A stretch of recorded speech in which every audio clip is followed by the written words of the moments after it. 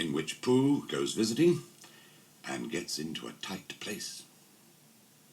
Edward Bear, known to his friends as Winnie the Pooh, or Pooh for short, was walking through the forest humming proudly to himself. He'd made up a little hum that very morning as he was doing his stoutness exercises in front of the glass.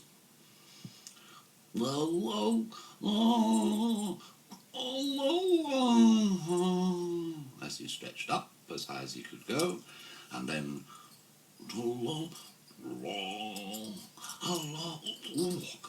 help, as he tried to reach his toes. After breakfast, he had said it over and over to himself until he had learnt it off by heart, and now he was humming it right through, properly. It went like this. He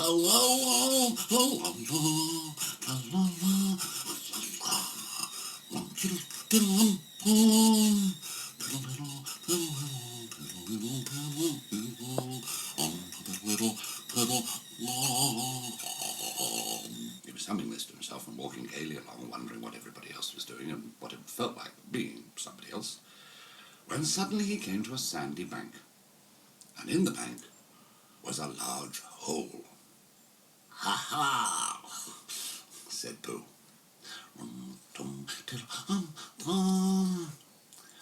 "If I know anything about anything, that hole means rabbit," he said.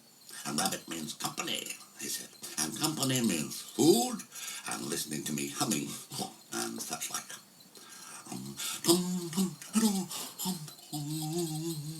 So he bent down, put his head into the hole, and called out, "Is anybody at home?" There was a sudden scuffling noise from inside the hole, and then silence. "What I said was, is anybody at home?" called out Pooh very loudly. "No," said a voice, and then added, "You needn't shout so loud. I heard you quite well the first time." "Well," said Pooh, "isn't there anybody here at all?" "Nobody." Winnie the Pooh took his head out of the hole and thought for a little. And he thought to himself, "There must be somebody there, because somebody must have said nobody." So he put his head back into the hole and said, "Hello, Rabbit. Isn't that you?" "No," said Rabbit in a different sort of voice this time. "But isn't that Rabbit's voice?"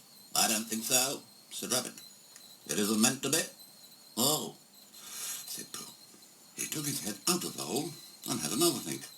Then he put it back and said, "Well, could you kindly tell me where Rabbit is?" "He's gone to see his friend Pooh Bear, who is a great friend of his."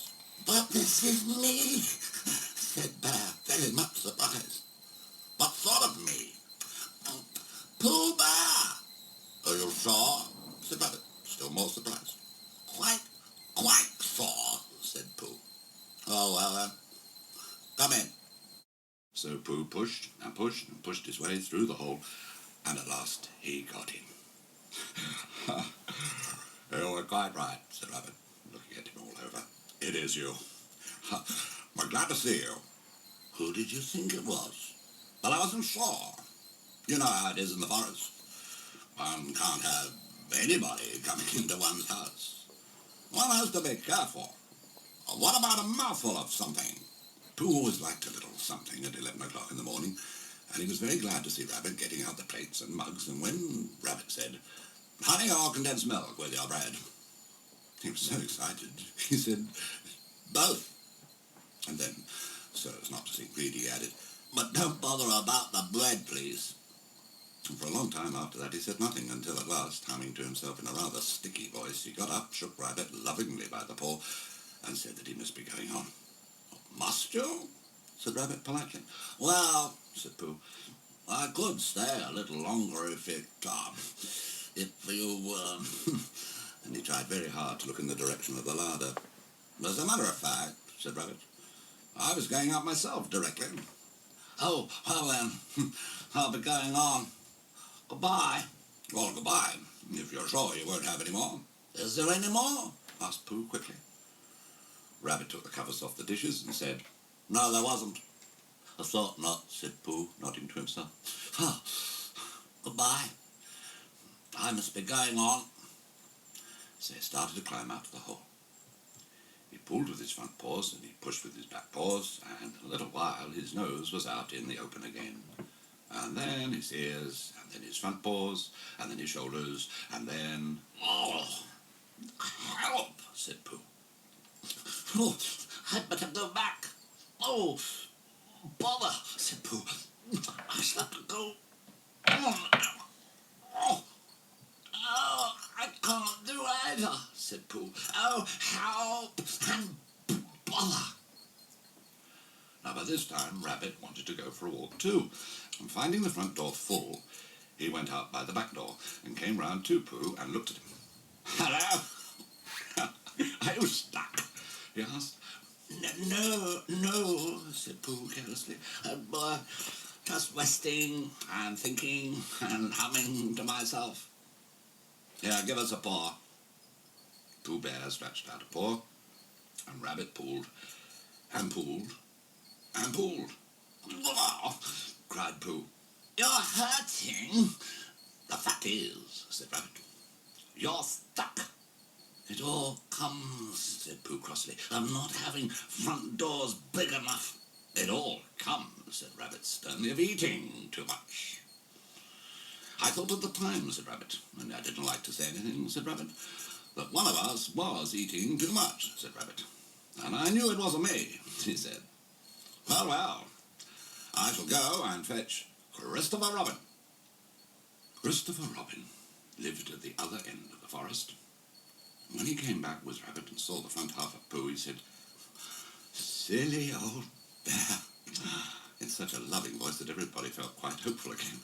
"I was just beginning to think," said Bear, sniffing slightly, "that Rabbit might never be able to use his front door again. And I should hate that," he said. "So should I," said Rabbit. "Use his front door again," said Christopher Robin. "Of course he'll use his front door again." "Good," said Rabbit. "If we can't pull you out, Pooh, we might push you back." Rabbit scratched his whiskers thoughtfully and pointed out that once Pooh was pushed back, he was back, and of course nobody was more glad to see Pooh than he was. Still, there it was. Some lived in trees and some lived underground, and, "You mean I'll never get out?" said Pooh. "I mean," said Rabbit, "that having got so far, it seems a pity to waste it." Christopher Robin nodded. "Then there's only one thing to be done," he said. "We shall have to wait for you to get thin again." "How long does getting thin take?" asked Pooh anxiously. "About a week, I should think." "But I can't stay here for a week." "You can stay here all right," said the old bear. "It's getting you out which is so difficult." "We'll read to you," said Rabbit cheerfully. "And I hope it won't snow," he added. "And I say, old fellow, you're taking up a good deal of room in my house. Do you mind if I use your back legs as a towel horse? Because, I mean, there they are, doing nothing. It'll be very convenient just to hang the towels on them." "A week," said Pooh gloomily. "What about meals?" "I'm afraid no meals," said Christopher Robin, "because of getting thin quicker. But we will read to you." Bear began to sigh, and then found he couldn't, because he was so tightly stuck, and a tear rolled down his eye as he said, "Then would you read a sustaining book, such as would help and comfort a wedged bear in great tightness?" So for a week, Christopher Robin read that sort of book at the north end of Pooh, and Rabbit hung his washing on the south end. And in between, Bear felt himself getting slenderer and slenderer. And at the end of the week, Christopher Robin said, "Now!" So he took hold of Pooh's front paws, and Rabbit took hold of Christopher Robin, and all Rabbit's friends and relations took hold of Rabbit, and they all pulled together. And for a long time, Pooh only said, "Whoa, whoa," and "Oh, whoa." And then, all of a sudden, he said, "Pop," just as if a cork were coming out of a bottle. And Christopher Robin and Rabbit and all Rabbit's friends and relations went head over heels backwards, and on top of them came Winnie the Pooh, free. So, with a nod of thanks to his friends, he went on with his walk through the forest, humming proudly to himself. But Christopher Robin looked after him lovingly and said to himself, "Silly old bear,